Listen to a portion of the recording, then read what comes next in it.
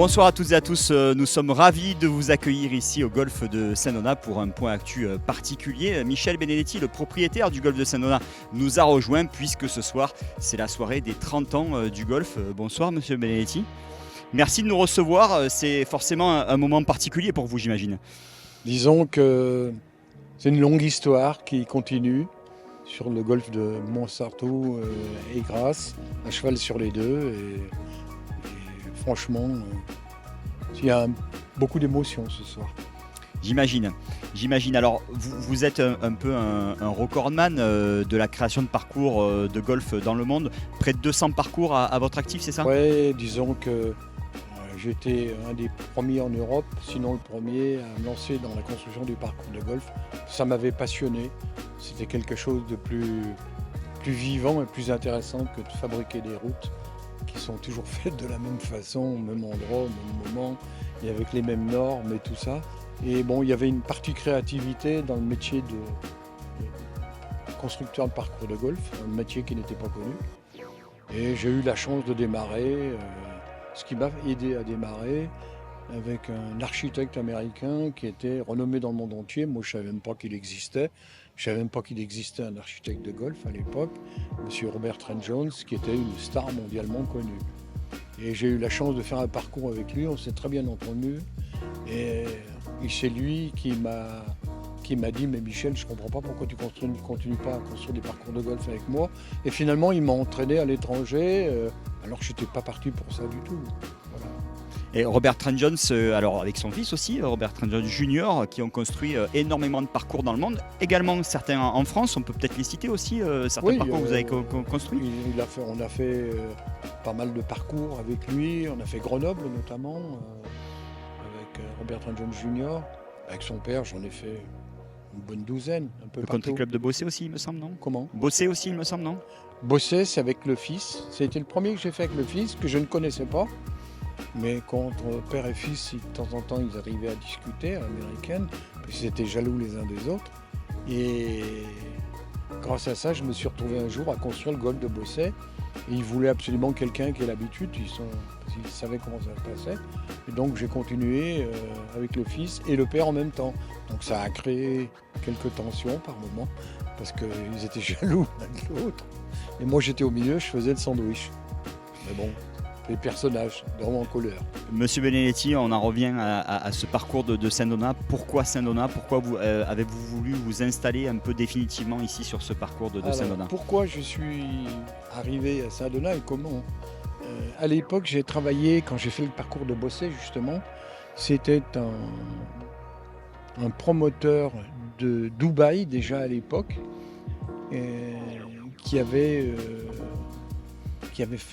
ce parcours à Bossé, avec de l'immobilier et tout ça.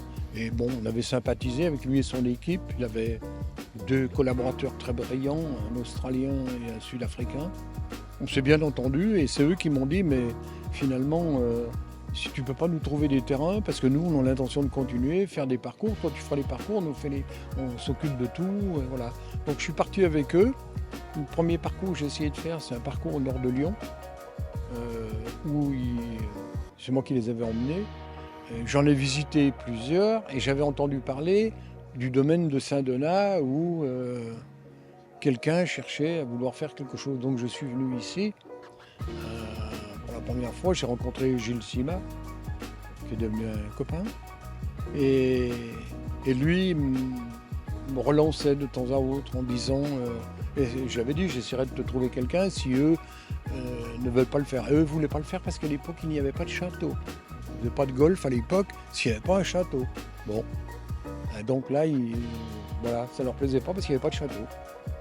Et puis un jour, Gilles me rappelle et me dit Michel, est-ce que tu m'as trouvé quelqu'un pour notre parcours et tout ? Je dis bah oui, j'en ai trouvé un. Il me dit ah bon, il était content. Qui ? Il dit bah je lui dis moi.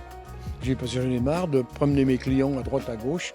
Je dis on va se faire notre parcours à Cannes, ça me va très bien. Voilà. Et donc c'est parti comme ça. Et 30 ans plus tard, vous êtes ici pour fêter les 30 ans, donc c'est magnifique. En plus, c'est un parcours qui est réputé, avec aussi l'académie des professionnels qui a aussi donc, formé des grands champions. On pense notamment à Romain Langasque. Romain Langasque a été formé ici. par Philippe Larbaron. Et aujourd'hui, on a une très très belle école de golf avec Benoît du Colombier à la tête. C'est pas n'importe qui. Je pense que pour les pros savent ce que ça veut dire. C'est un des meilleurs que j'ai jamais connu.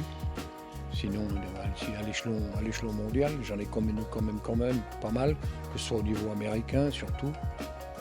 Parce que j'ai travaillé pas mal aussi avec d'autres architectes américains après, qui justement, c'est eux qui me sollicitaient pour dire attends, nous on va faire un golf avec toi. Bon, je me débrouillais bien en anglais, ce qui était important pour eux.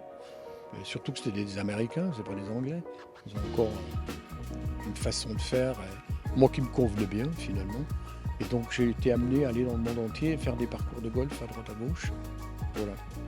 Avec ce golf de Saint-Donat aussi qui a la réputation d'avoir des greens exceptionnels tout au long de l'année, ça aussi c'est un travail vraiment très important de la part de toute l'équipe du terrain. Je dirais que c'est 35 ans de travail déjà. Ça ne se fait pas en 5 minutes, contrairement à ce qu'on peut imaginer.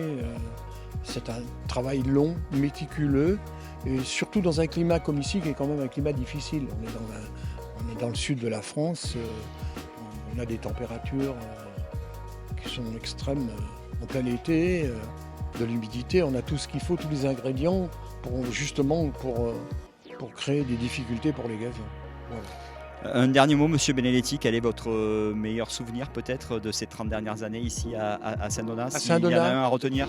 Oh, j'en ai un, oui, depuis le début. Depuis le début, je suis très content d'avoir fait Saint-Donat. Je n'ai jamais regretté une seule fois de ma vie. Et puis là, ça continue. Et on a la chance en plus d'avoir des membres qui sont exceptionnels. La plupart sont mes amis, ceux que je connais.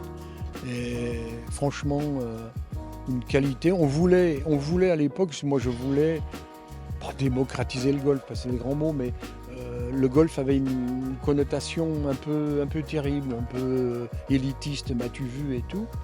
Et moi qui étais joueur de tennis à l'époque, au départ, puis je me suis mis au golf par la force des choses, et j'avais trouvé qu'ici ça s'y prêtait bien. La preuve, on voulait démystifier un peu ce côté, et je ne sais pas si vous avez vu, mais nos membres sont des gens adorables, il n'y a pas du tout d'ostracisme des uns ni des autres, bien au contraire, et ça entraîne tout le monde, il y a toujours une ambiance formidable comme on voulait à l'époque.